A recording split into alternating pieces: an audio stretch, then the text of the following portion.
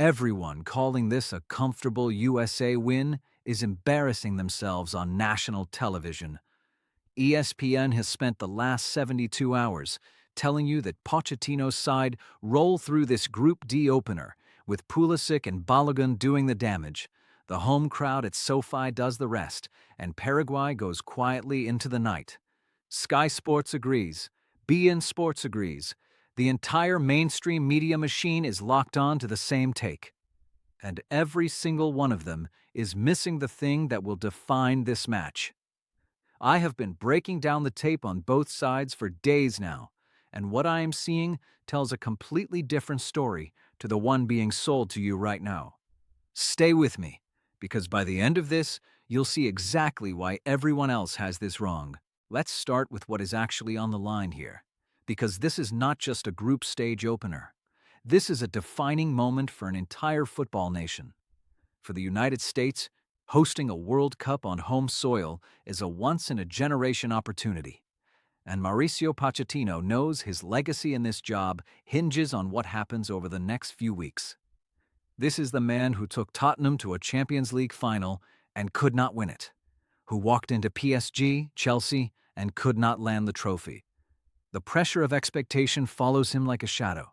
A stumble here, in front of 90,000 people at SoFi Stadium, and the narrative writes itself. For Paraguay, the emotional weight is staggering. 16 years. That is how long they have been absent from this stage. Gustavo Alfaro is walking his players back into a World Cup for the first time since their glorious 2010 quarterfinal run.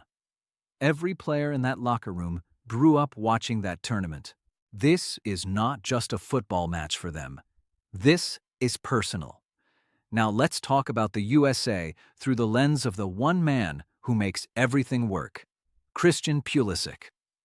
The Captain America narrative has grown so large that people have started confusing the myth with the reality.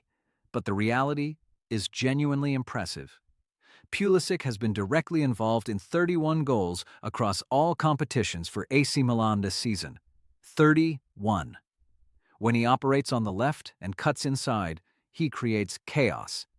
The problem Pochettino cannot solve is what happens when Pulisic is quiet.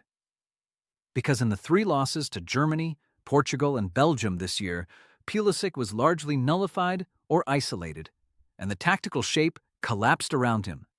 Pochettino has rotated between a 3-4-3, a 4-2-3-1, and a 4-3-3 without ever finding a settled identity. And without Tanner Tessman available due to muscle strain, the midfield engine room has a real problem. Folarin Balogun is dangerous and hungry, but the link between the two still needs the right framework to unlock it consistently. Here is the stat that ESPN will not show you tonight. In USA's last 3 losses in 2026, they conceded 11 goals combined. 11. And in each of those matches, the opposition exploited the exact same channel, behind the fullbacks on the transition. Paraguay have not come here to play football. Alfaro has built a low-block counterattacking unit that is physically relentless. And that channel is precisely where Miguel Almiron and his pace will target the moment USA commit numbers forward. Which brings us to Paraguay and the player who terrifies me in this matchup. Almiron at Atlanta United has rediscovered the electric form that made Premier League clubs chase him for years. He covers ground at a devastating pace, and his movement in transition is surgical. Alfaro has set this team up as a compact defensive block that absorbs pressure and then releases Almiron like a missile. Antonio Sanabria leads the line and holds the ball intelligently, but the real danger runs in behind him. Yes, Julio Enciso is likely out with a muscle injury, and that hurts their creative output in the final third, but Alfaro does not need complexity. He needs discipline and a moment. And here is what I need you to sit with. Pochettino has made the exact same mistake in every big match this year. He has started with an attacking shape before his team has established defensive control, and he has paid for it with goals conceded from transition. He did it against Germany, he did it against Belgium, and the scoreline ended 5-2. He is about to make that same call again on